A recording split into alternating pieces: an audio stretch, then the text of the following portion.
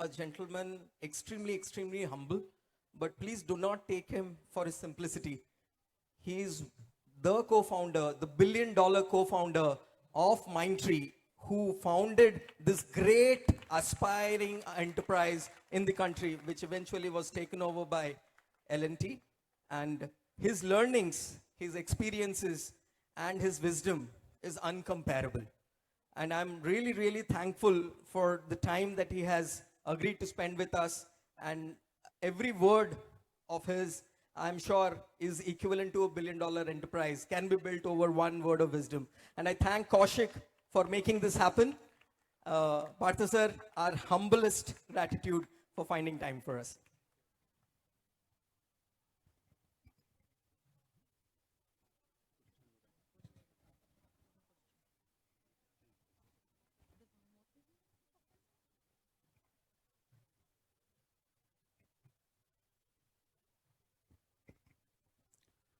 So before starting, my question to Mr. Partha, let me share my feeling sitting beside him. When I came to know that Partha is coming to Bhubaneswar and he's going to join us in the Foundation Day, then as Smoothie does, I also went through that LinkedIn profile and give a also follow him or kind of send a invite request also to him. So I'm thinking somebody made the job because I met Mr. B. Bakshi a couple of times. I was imagining him in the perspective of Mr. Bakshi. But honestly, after meeting him, my perception 100% changed.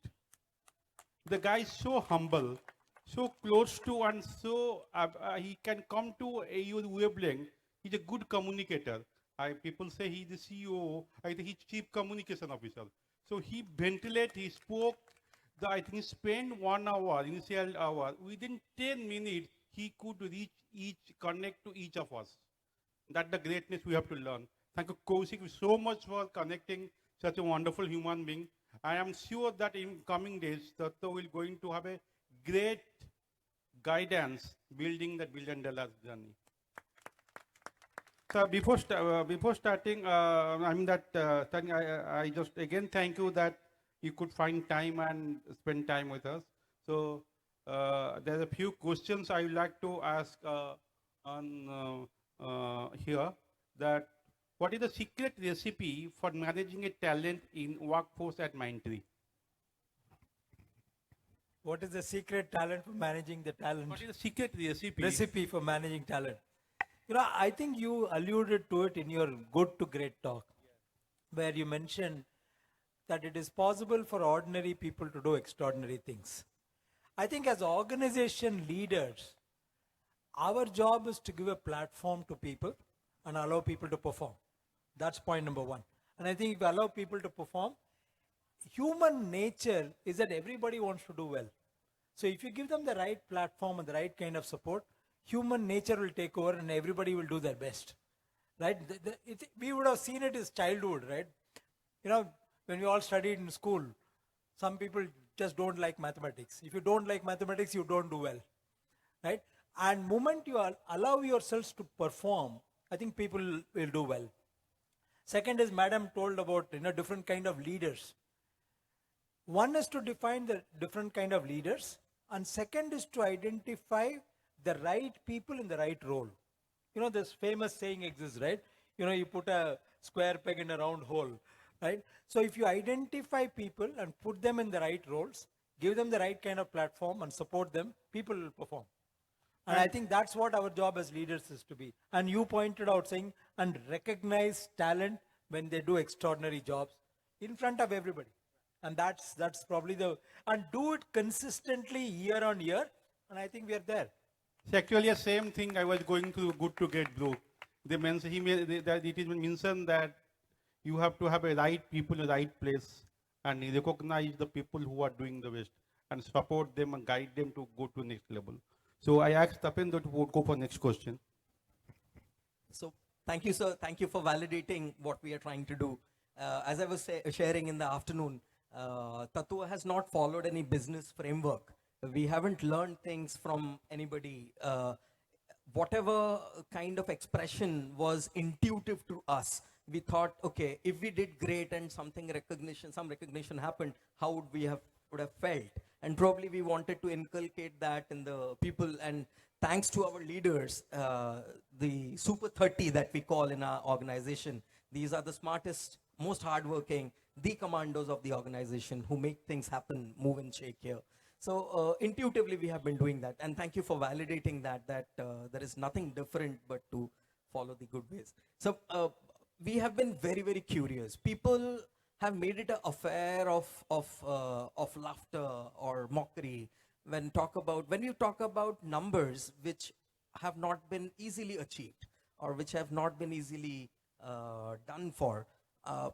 The easy way out the people take is make mockery of you. Many of our people, when we talk about, okay, we are here to build $1 billion company, there is doubts in the mind. People laugh about it. People make mockery of it, that we know internally. But somewhere we believe that it has happened, it will happen. But I would want to learn from you, sir, that it happened for Mindtree in maybe somewhat around 19 to 20 years, if I'm not wrong, the first billion. So did Mindtree, the $1 billion company which evolved, which is multi-billion now, did it happen by accident or did you had a plan for it? No, I think it's interesting you ask this question. Before we started Mindtree, I'm sure you know many founders. All of us worked in large companies. So we were very clear. If you start something, you want to build something big or die, try failing. In the process of trying, you just fail. But you want to. The reason is very simple. There's a saying, right? You can't gather people to climb an anthill. You can only gather people to climb Mount Everest, right? I think it's an important thing to have. I also believe, just as the way you said, when Mindtree started, and Kaushik probably will know this, when we started, we said we want to be a $123 million company in 5 years. Why 123? So that people can easily remember 1, 2, 3. Right? It's important to have simple things. So people said our first goal is 123 million. And as we came close to 123, we didn't reach 123, and I'll come and talk about that as well. We said, what is our next goal? Our next goal was 231. Again, simple to remember. People remember 231 easily than that. Why is this important? I think it's not about making a mockery. It's important for organizations and people in the organization to have a North Star. I want to go there. If you don't know where you want to go, how will you go there? I think it's important to keep that North Star. I think revenue is a very nice North Star to have. It is secondary to me if we don't reach $1 billion in that year, or you reach more than $1 billion or less than $1 billion. That is secondary. But you're setting the path, setting the direction. Everybody is clear. This is where I want to go. And that is important. So a follow-up question for that. So of course, you all started with a mission, you put it together. Now, did you break that down into some kind of a framework for the people, as you rightly said, the 1, 2, 3 and the 2, 3, 1 is very interesting insight. Other than that, so did the leaders come together? Did you means you deliberated this and then got the buy-in or got them to direct? Or you set the milestones in realistic manner or unrealistic manner, stretched numbers, a little bit about that. No, I think we believed, and I still believe, that every organization has to reinvent itself every 5 years. It's like, half-life of a company gets over in 5 years. You have to just restart and reorient yourself every 5 years. Now, as part of the reorientation of every 5 years, you have to set your goals. Now, it's a fine balance between setting an unrealistic goal, right? That is a vision that you have, and vis-a-vis trying to do ground up. And I think you have to straddle between these two. I personally believe neither extremes you should go. And I think it's important to get the right balance. It is achievable, it's not easy, but it's not impossible. That's the way I think I look at it. Thank you so much, sir. So, in the same line, definitely you have reached in 10 years $1 billion, 20 years. So in this 2-decade journey, to $1 million, what were the major turning points? When I say turning points, it might be a positive turning point, suddenly that you did not expect, something unexpected came your way, or maybe something negative which you have thought, okay, it is going to be easy cake work, but that didn't work that way, and you had to find out an alternative route to achieve that. So what were those major turning points, and how did you navigate through them? You know, when you talk about turning points are always negative, right? Very rarely you'll get a positive, some new customer comes and gives you $100 million contract. I call that as, you know, in Mindtree, we used to call it as near-death experience. Near-death experience. We had 3 near-death experience as a company. 3. First was 1.5 years after we started. Mindtree started in 1999, right? 1.5 years later, September 11th happened. Right?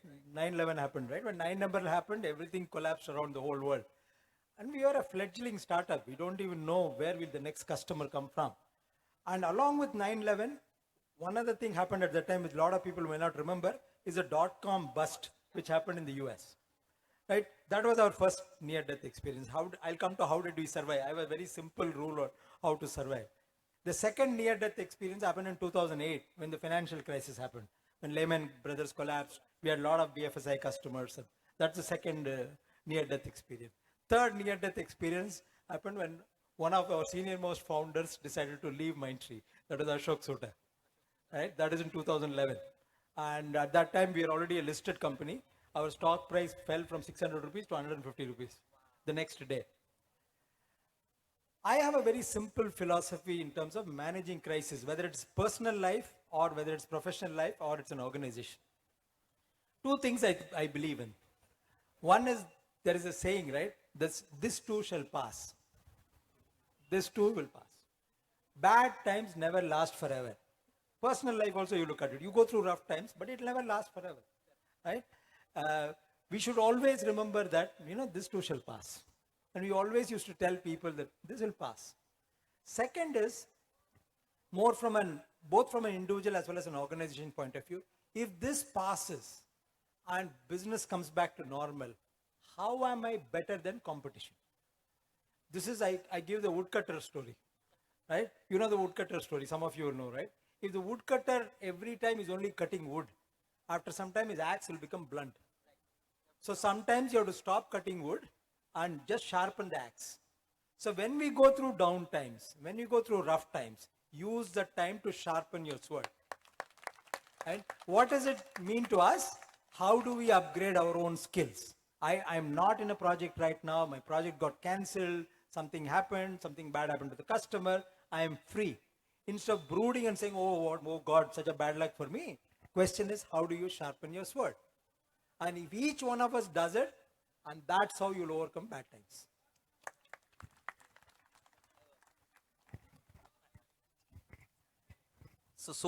So aptly put. And I think we have also experienced, maybe if not many, but one near life crisis.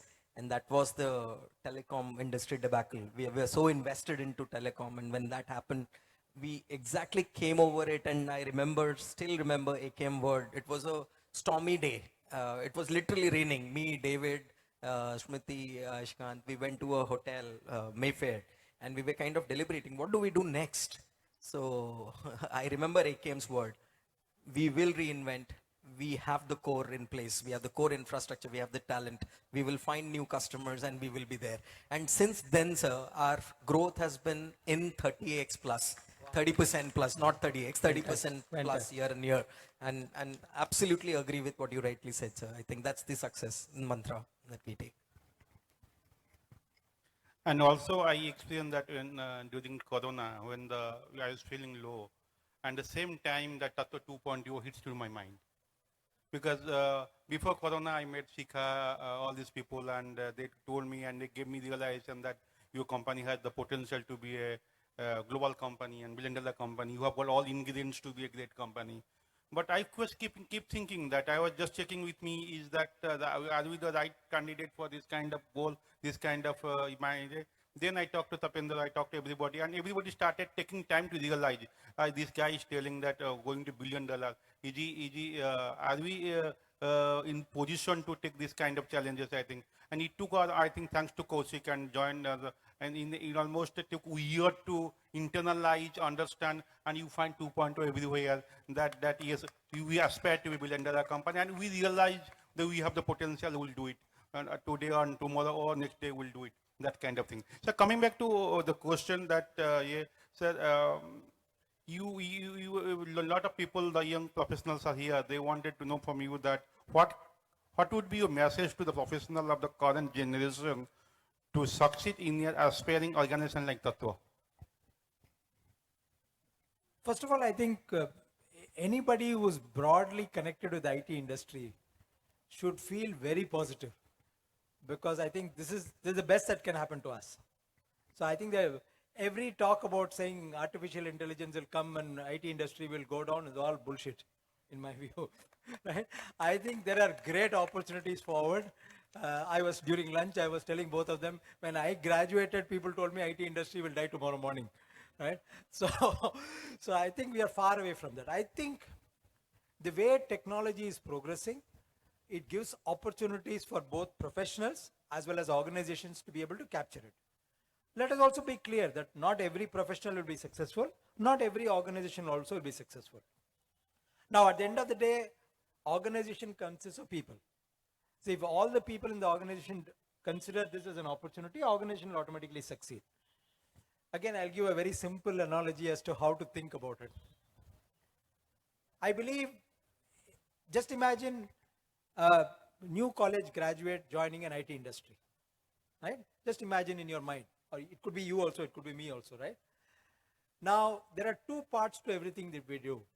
One is we learn, right? Second is we contribute. So we learn something, we contribute. We contribute to a project, in return to a customer, to the organization. Think of it as a simple mathematical formula. Learning plus contribution is equal to 100%. Right? Now, if you think of this as a simple formula, when you're just out of college, there's no contribution because you're still learning. 100% learning and zero contribution. Slowly over time, you become experienced. You contribute little more, little more, little more. Contribution slowly increases. Your learning comes down because total is still 100%.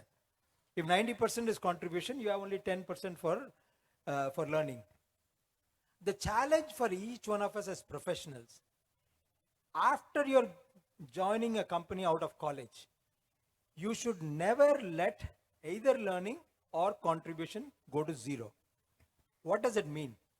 Let's assume you're a 10-year experienced guy and your contribution is zero. So company, AK sir will say, thank you very much, aap ghar jao. Right? If your contribution is zero.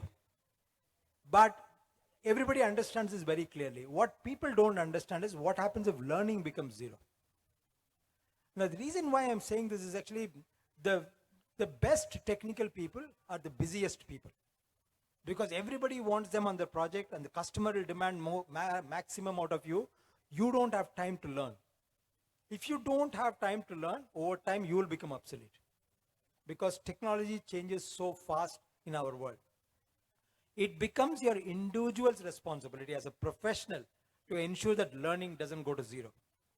This is a philosophy I have always been telling for the last 10, 15 years. Now, I am telling people with the advent of AI, we have to tilt the balance more towards learning. Because if you don't do that, as individuals will suffer, as organization also will suffer. So my advice to all professionals is tilt a little more towards learning. And it's organization's responsibility to figure out platforms by which they can learn. So if this combination happens, I think as professionals, you'll be successful, the organization will be successful. Yes, sir, actually you speak about my mind. Whenever I meet anybody, maybe a technology guy or any other guy or sales guy, see, I always feel, tum padhai kar rahe ho kya? Tum kuch kitab pad rahe ho kya? What are you doing? How are you spending your time?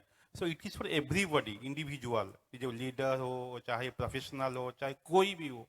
Every day add something to your life. That is very important. You should be always a student. That will keep you hungry for more things, and you will always be agile to do something new. So that kind of things, I think we have some kind of the TATWA learning that we have been doing. Thank you, sir, for this I'll answer. give one more simple thing we used to do in Mindtree. Our CEO used to have a plaque on his table. It was called always beta. Always beta, beta. We never go live. As individuals, we'll never go live. We'll always be in beta stage. That means there's scope for improvement. So always beta is the board you should have in your organization. Super, super, super.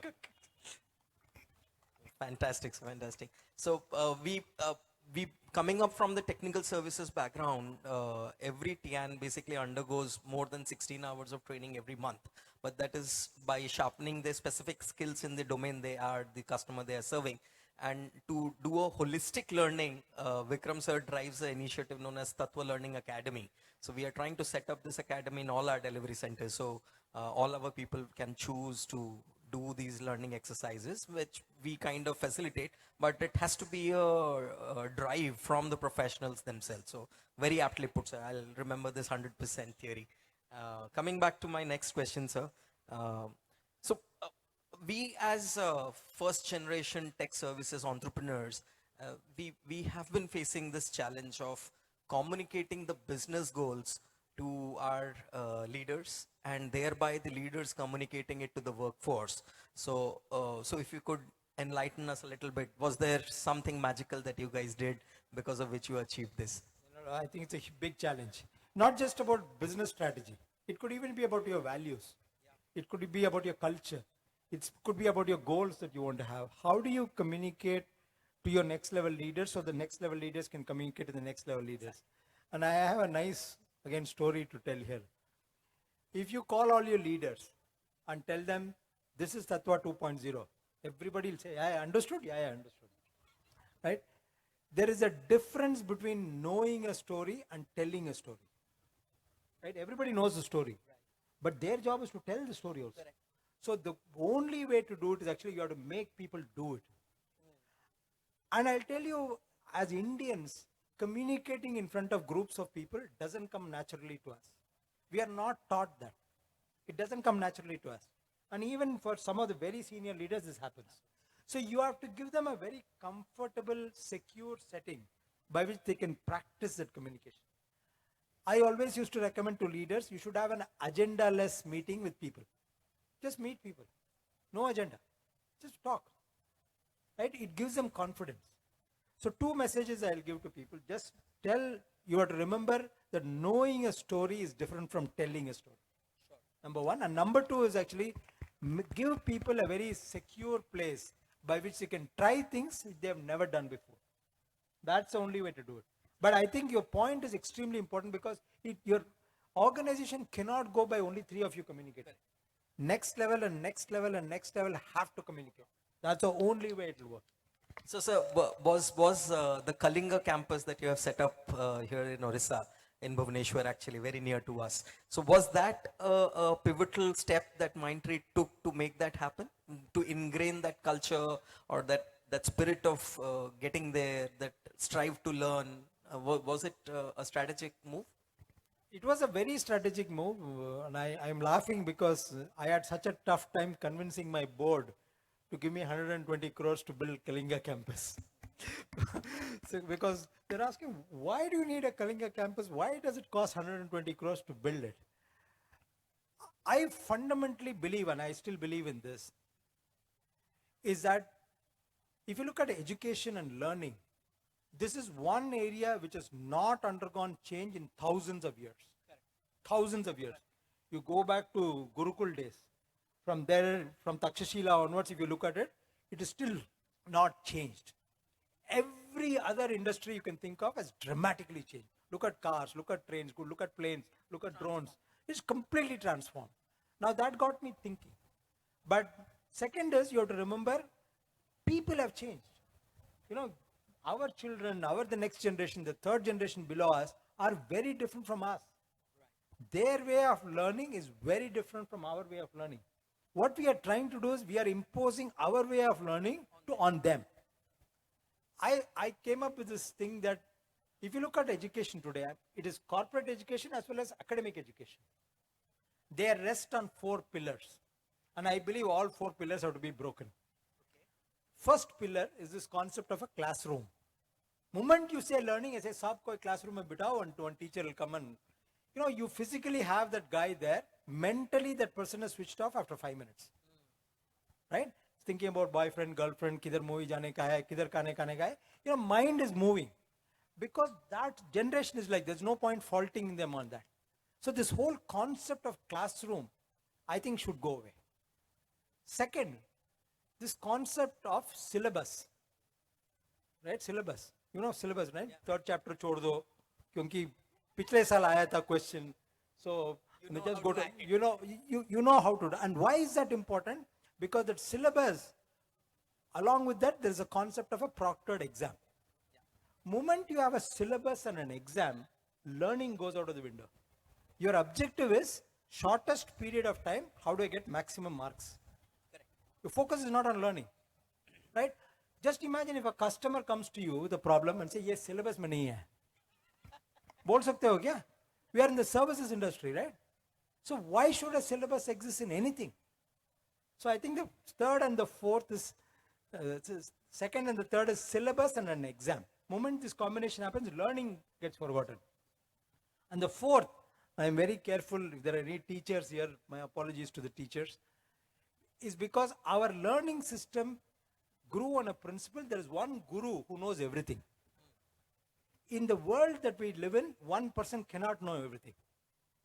Right? People have to work together. You know something, you are a database person, you are a front-end person, she's a back-end person. You have to collaborate to make an three-tier architecture work. So I think in the world that we live in, there is no concept of one person who knows everything. Now why am I saying this? Why is this important? It is important because people have to collaborate.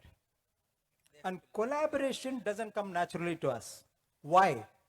Because from day one you are born, you are told by your parents, you have to get 1 mark more than this fellow.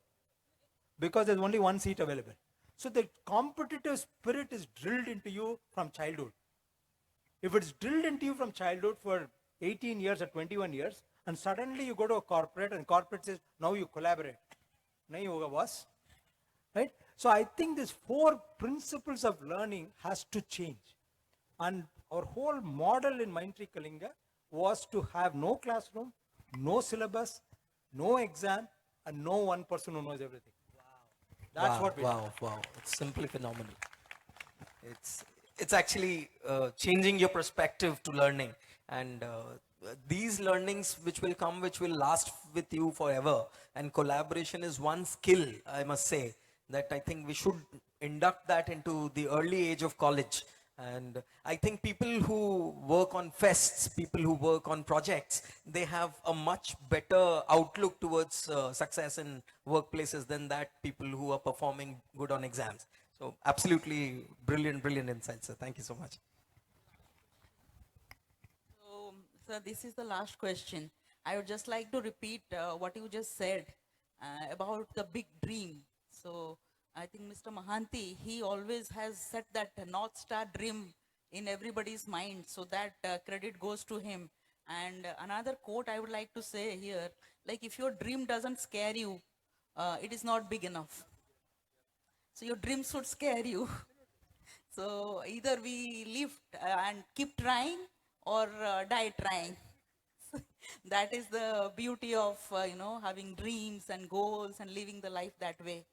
So now coming to my last question. What changed for the Mindtree team members when Mindtree attained $1 billion company status?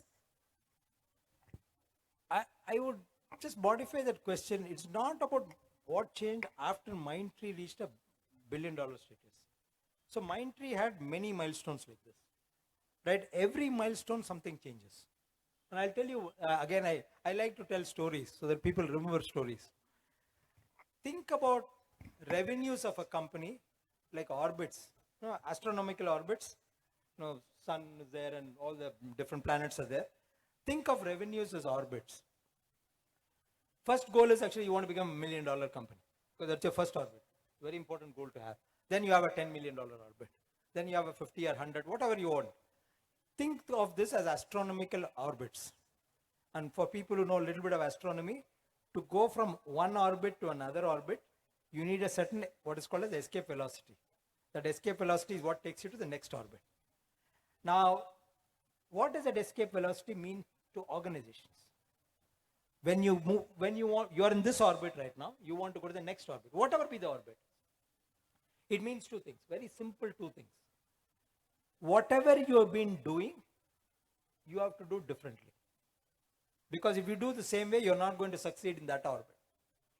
Right? Whatever you've already been doing, you will remain in this orbit. So whatever you've been doing, many things you have to continue to do, but you have to do it differently because you have moved to the next orbit. The second, and probably equally important, whatever you have never done before, you have to start doing. So you have to do things differently and do different things. And that needs to happen every few years. Because otherwise, the reason why it is important is actually every orbit you go, your competition is different. If you think your competition is some local Bhubaneswar customer, when you are a $200 million company, you will be in trouble. Your competition will be some global guy sitting in Chile or Argentina or somewhere. Now, how do you compete with that guy? To compete with that guy, you need to do different things, which you have never done before. So every orbit you start thinking about, what should I do different and what are the different things I need to do? And that is what will help us to be able to go from one orbit to another orbit on a continuous basis.